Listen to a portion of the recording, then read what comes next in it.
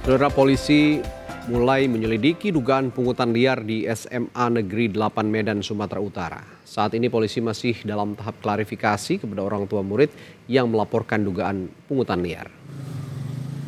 Polda Sumatera Utara telah mengirimkan undangan kepada sejumlah pihak untuk dilakukan klarifikasi terkait laporan adanya pungli di SMA 8 Medan. Selain itu, Polda Sumatera Utara juga berkoordinasi dengan Inspektorat Provinsi Sumut untuk mengusut kasus ini. Saat ini sedang berproses di tahap penyelidikan yang menangani Subdit Tipikor di Treskrimsus Polda Sumatera Utara. Proses sedang berjalan, proses klarifikasi juga sudah dilakukan, dan sekali lagi bahwa kita tentu tetap harus berkoordinasi dengan inspektorat. Artinya sudah ada yang diperiksa karena klarifikasi tadi? Bukan pemeriksaan ya, kita mengundang untuk mengklarifikasi. Nilainya bagus, tapi ditinggal kelas. tinggal kelas. Alasannya? Alasannya karena absen.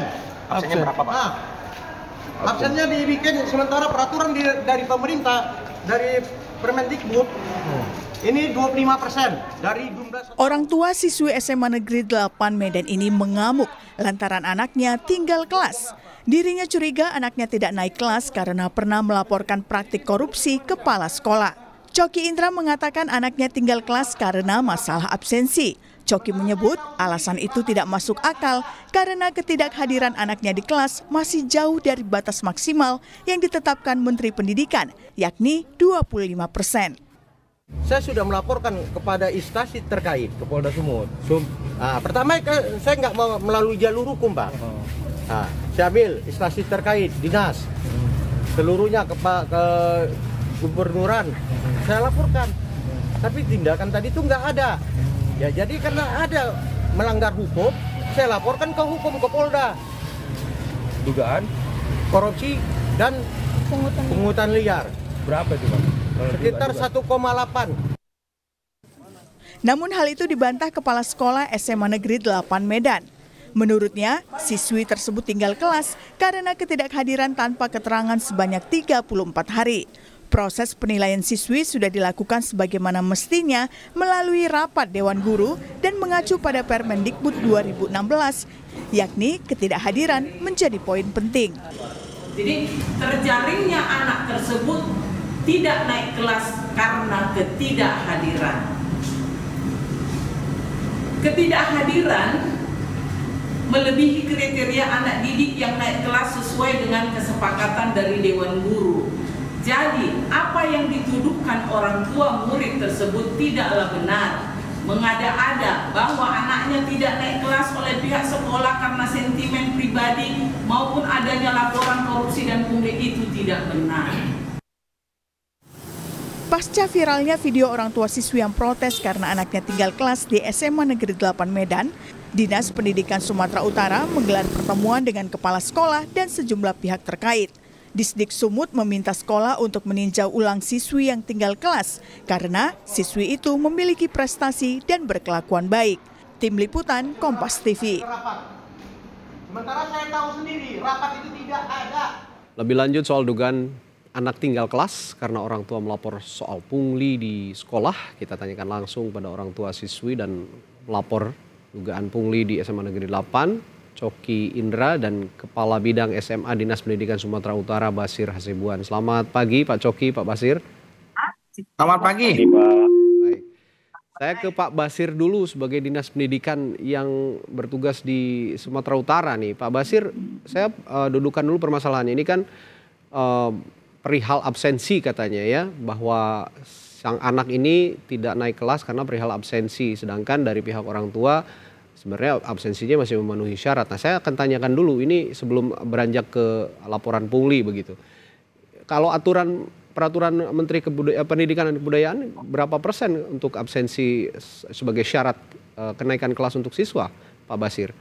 Ya, terima kasih. Yang pertama perihal absensi sesungguhnya di Permendikbud 23 tahun 2016 sebagai Permendikbud yang terakhir yang berkaitan dengan standar penilaian Ya. khusus untuk kurikulum K13. Mhm. Kalau kurikulum Merdeka sudah lain lagi. Oke. Khusus untuk kurikulum K13 karena kebetulan kelas 11 di SMA 8 ini berdasarkan konfirmasi kami itu menggunakan KTSP K13. Oke. Jadi itu dalam Permendikbud itu sesungguhnya tidak disebut di situ persentase. Hanya saja pihak satuan pendidikan itu diharapkan harus menetapkan kriteria ketuntasan minimum atau kriteria kenaikan kelas peserta didik. Oke. Memang ada 3 kriterianya. Yang pertama sikap, yang kedua ketuntasan mata pelajaran, yang ketiga itu adalah kehadiran. Oke. Nah, itu dia. Oke. Nah, yang untuk kehadiran ini tidak ditentukan oleh persentase, tapi disepakati oleh Dewan Guru kalau saya tadi menyimak penjelasan dari kepala sekolah. Apa benar begitu? Dan bagaimana menurut penelusuran Anda di sana aturan untuk Ya, absensi ini?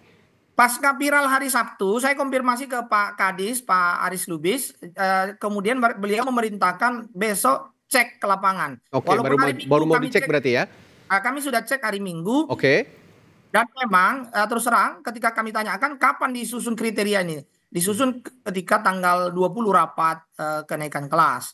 Jadi salah satu menjadi evaluasi kami bahwasanya memang ya harus ada peninjauan kembali ke depan kepada kepala sekolah ini untuk kebijakannya itu, karena harusnya itu ditetapkan di awal dan harusnya disusunkan. Oke. Jadi baru dirumuskan pada saat rapat kenaikan kelas, yang mana itu baru saja belum lama terjadi begitu ya Pak Basir ya? Ya, saya tanya juga perihal itu, kenapa baru ditetapkan sekarang? Karena memang biasanya juga semenjak berlaku kurikulum 13, memang istilahnya kenapa nggak diapakan dari, karena seperti tahun-tahun sebelumnya juga seperti itu. Alasan Ibu Kepala Sekolah memang seperti itu mengacu kepada tahun-tahun sebelumnya. Oke.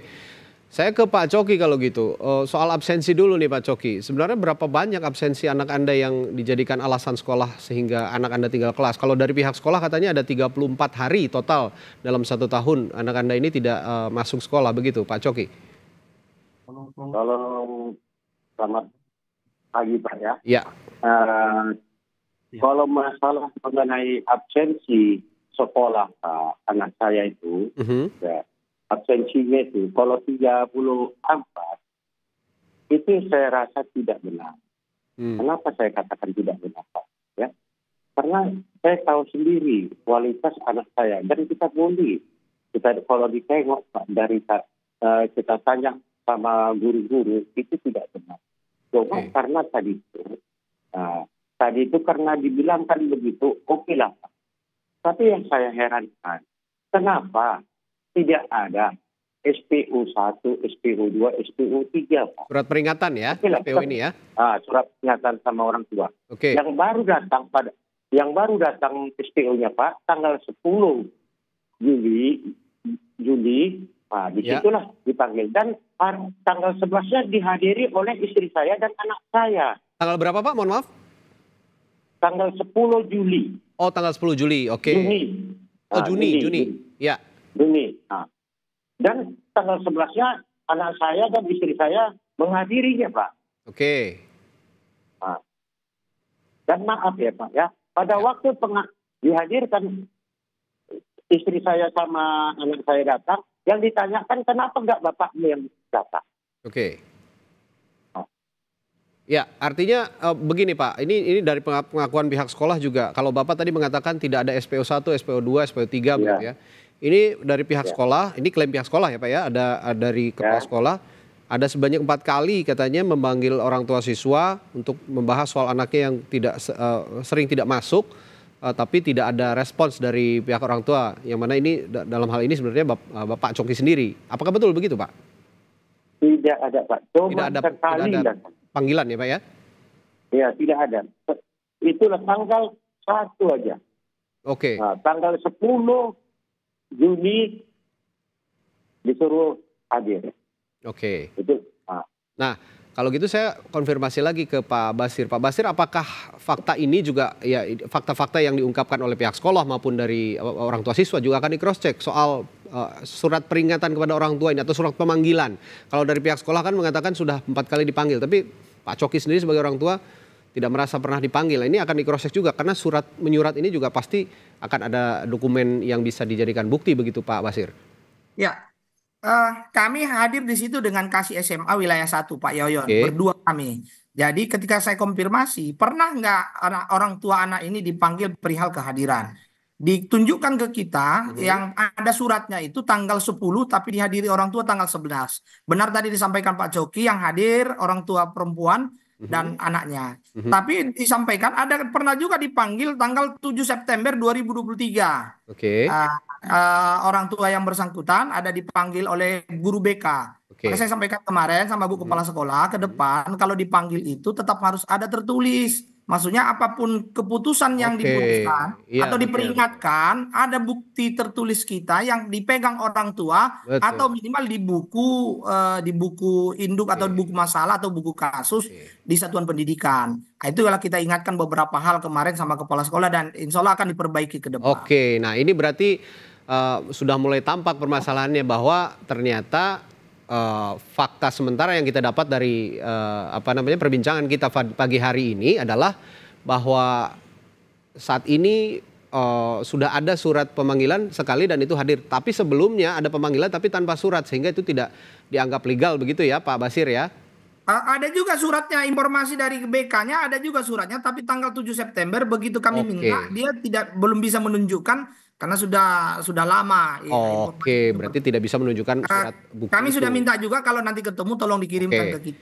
Oke, ini terlepas dari soal absensi. Nah, tadi Anda juga mengatakan Pak Basir bahwa pertimbangan seorang anak bisa naik kelas atau tinggal kelas begitu. Ini kan tidak hanya masalah absensi, tapi juga masalah akademis dan faktor-faktor lainnya begitu. Nah, kalau selebihnya menurut penelusuran Anda seorang anak yang ada di SMA 8 anaknya Pak Coki ini dalam hal ini yang secara khusus itu secara akademik tidak ada masalah ya Pak ya kalau dilihat?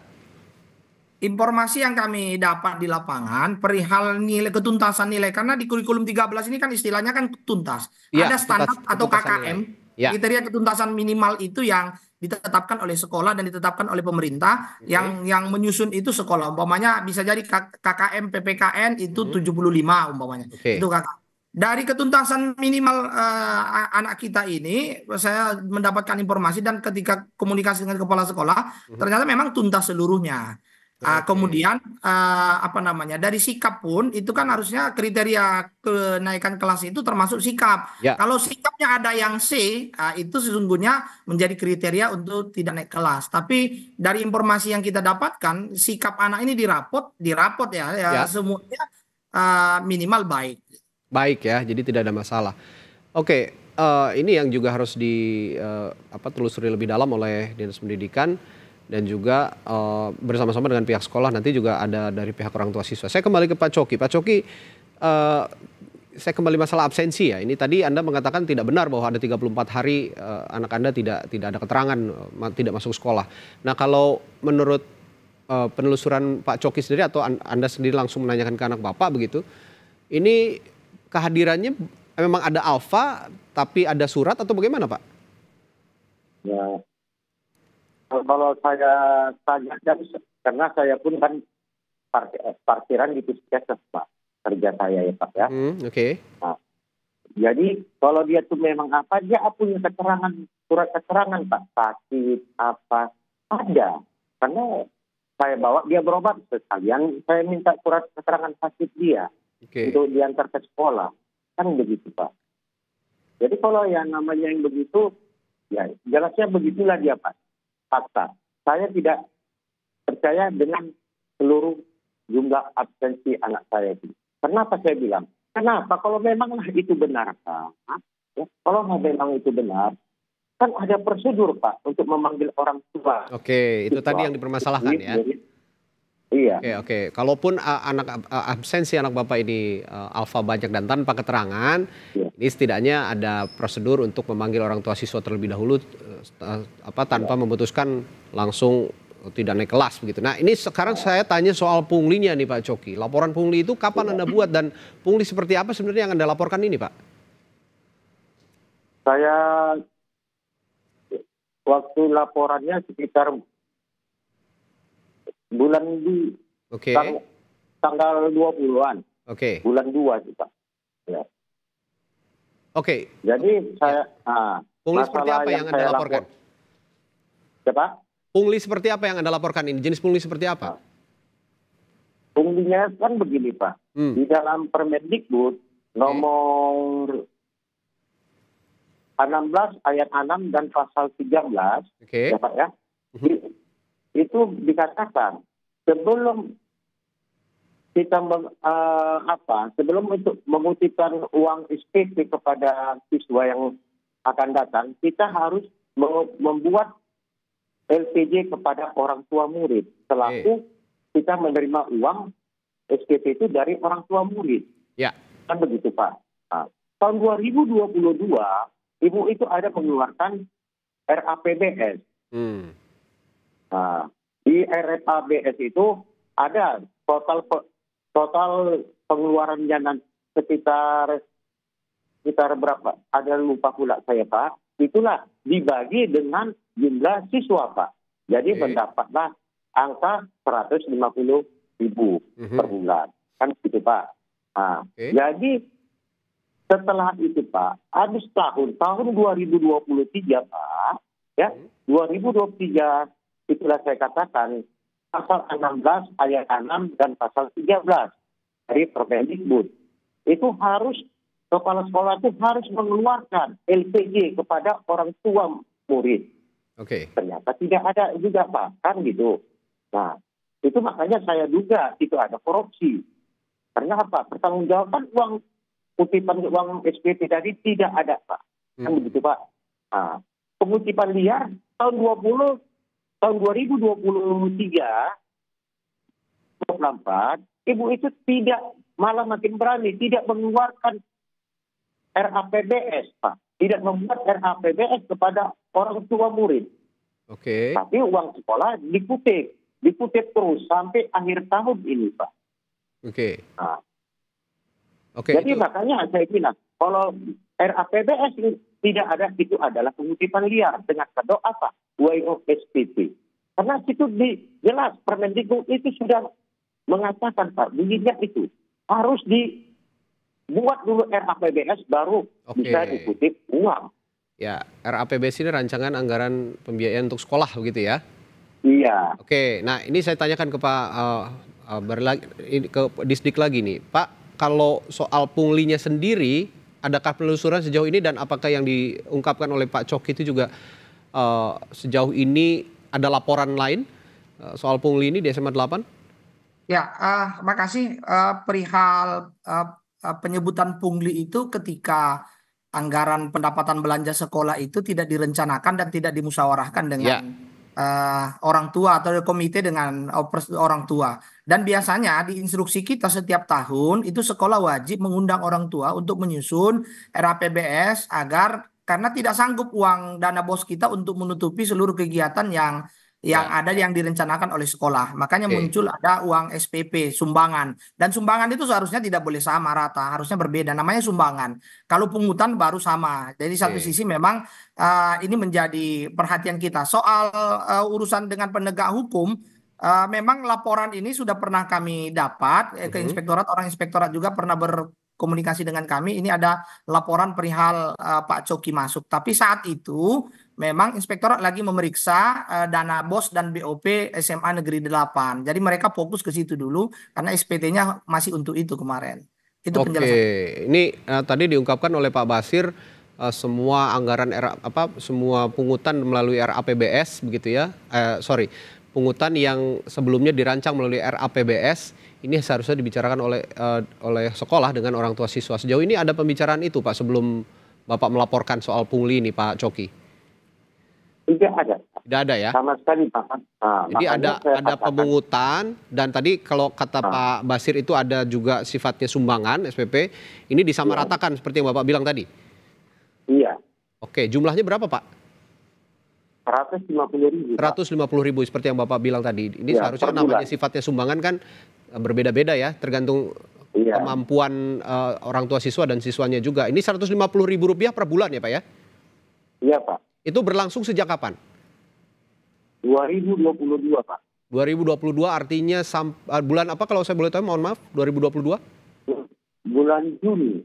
Awal masuk sekolah anak Pak. Iya Pak. Juli, artinya sudah 2 tahun berarti ya ini berlangsung. Iya Pak. pungutan itu selalu dikutip begitu kepada orang tua siswa dan selalu dibayarkan oleh Bapak ya? Iya, tetap. Oke. Nah, yang sekarang akan Bapak lakukan kemudian bagaimana Pak setelah anak Bapak sekarang tinggal kelas, lalu sebenarnya juga kalau Bapak menilainya ini karena ada laporan kepada pihak berwajib soal pungli, langkah selanjutnya bagaimana Pak? Pak Coki. Langkah saya berharap ya Pak ya, orang Bapak Dinas Pendidikan Sumatera Utara Pak, benar-benar lah Pak, untuk menegakkan untuk kami orang bawah. Ya. Jangan waktu memang Pak. Karena saya dapat apa sendiri Pak, yang mendengarkan saya pada waktu saya ngambil rapot anak saya Pak. Guru, wali kelasnya sendiri mengatakan itu adalah keputusan kepala sekolah sendiri. Pak, tidak ada rapat guru mengatakan anak Bapak tinggal. Wali muridnya mengatakan seperti itu ya? Iya, wali kelasnya Pak. Ya?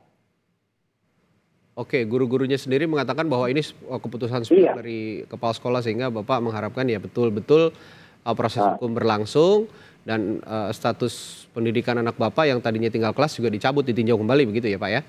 Iya Pak. Oke, terakhir Pak Basir, ada imbauan khusus untuk orang tua siswa dan juga pihak sekolah dalam hal ini soal kasus ini apa adanya pungli dan juga adanya keputusan sepihak menurut orang tua siswa soal tinggal kelas ini, Pak Basir? Ya, di satu sisi memang kami sudah menyampaikan ke kepala sekolah agar ke depan diperbaiki pola-pola kita dalam menangani anak-anak atau siswa kita yang ada masalah, terutama masalah dalam absensi. Bagaimana pemanggilannya, bagaimana kita pola mengingatkannya, harus kita ingatkan dari awal. Anak-anak yang absensinya segini itu nanti nggak tinggal kelas karena sudah aturannya seperti ini. Harus diingatkan. Jadi orang tua itu juga biar bisa wanti. Karena apa? Tridimensi pendidikan itu tidak bisa lepas kalau hanya sekolah yang berpikir. Orang tua juga harus berpikir. Karena ketika disampaikan sekolah ke orang tua, oh kamu nanti kalau segini absennya kamu nggak naik kelas. Nah, harusnya diingatkan dan orang tua juga mengingatkan anaknya gitu. Itu satu. Yang kedua, pastinya memang kami sudah membuat surat ke kepala sekolah. Bapak Kadis sudah memerintahkan agar keputusan yang dibuat di rapat Dewan Guru tanggal 20 itu untuk ditinjau kembali. Ditinjau kembali artinya ini artinya peluang untuk anak Pak Coki ini untuk dibatalkan status tinggal kelas ini masih ada Pak ya?